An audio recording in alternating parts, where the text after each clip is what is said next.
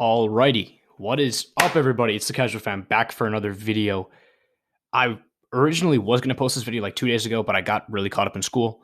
So here I am. It's better late than never, and I feel like it would be a crime if I didn't post my actual divisional round takeaways video on this channel. So here I am. Before we get into the video, I just want to take a quick moment and be grateful for all 138 of my subscribers. You guys are amazing, and it's notifications like these on my phone that honestly make my day. So thank you to each and every one of you guys who subscribe to my channel. It honestly makes my day a lot better. And this whole YouTube thing, it's something that I look forward to every single day at the end of the day, to come in my room after school or after whatever it is and open up this whole setup and just talk about what I love and all that kind of stuff. So this isn't even the beginning, and I can't wait to keep growing on this channel and for everything to be changing around me. So yeah, but anyways, let's get into my divisional round takeaways. So I think we can all agree that this week in the divisional round was one of the craziest divisional rounds ever in the NFL. These games were extremely unpredictable, and I went 1-3 with my picks, by the way, which leaves me with a record of 6-4 in the playoffs. 6 games predicted right, 4 games predicted wrong. Hopefully we can bounce back in the championship games this weekend. By the way, that video is going to come out probably tomorrow, giving my game picks and all that kind of stuff. Real quick, I'm about to say a scenario that's going to blow a lot of people's minds, okay? So if I told you that Joe Burrow got sacked 9 times, didn't throw a single touchdown pass, and got intercepted once, who would you think won? The Titans. Who really won? The Bengals. If I told you that the Packers only allowed 2 field goals for the 49ers offense to score, who would you think won? The Packers. If I told you that Tom Brady was down 27-3 and then he was coming back with all of that momentum and he was up and he tied the game with 27-27 with 30 seconds left in the fourth quarter, who would you think won? Probably the Buccaneers with all that momentum, right? Who really won? The Rams.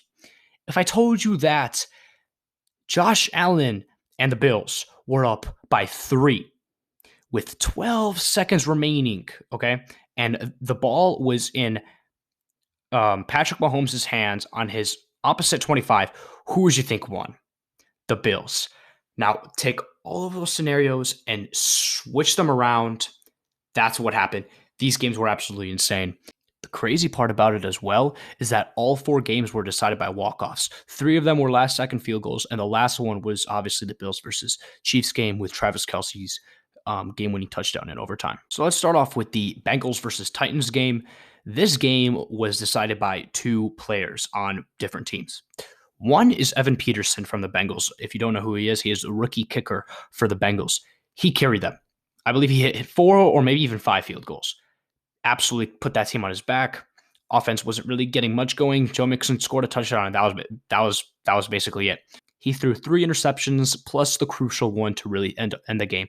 Ryan Tannehill, I still think you should be the starter for the Titans next year, but I don't think you should, but I think you deserve it, if that makes sense. More on that when I give my offseason reviews on teams. But you sold this game, okay? Congratulations to the Bengals for moving on to the AFC Championship game. Nobody thought you guys were going to make it this far, not even Bengals fans.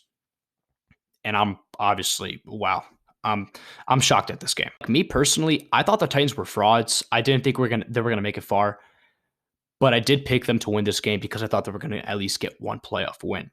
But they couldn't even do that.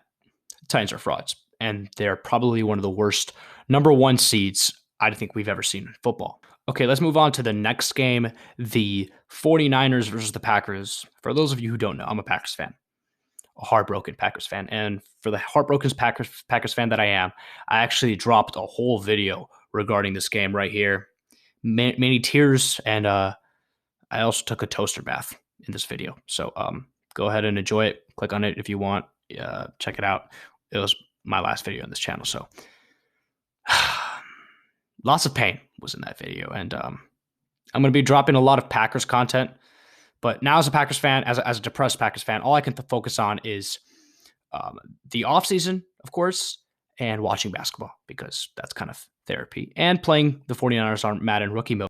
Then we move on to the only game that I predicted right this past weekend, the Rams beating the Buccaneers. I actually didn't even feel confident about this pick. I thought the Buccaneers were probably going to win. I was worried about doubting Tom Brady, but Tom Brady almost came back. It was 27-3 at one point, and he was unleashing his old 2017, 2016. No, wait, it wasn't 2016. He was unleashing his 2016 version of Tom Brady, coming back 28-3 against the Falcons. But overall, Cooper Kupp stepped up big in this game, and so did Matthew Stafford. Cam Akers almost choked the game away. But all I'm going to say is, Tom Brady, if this was your last game, I don't think it is. I think you got another year left in you and Gronk.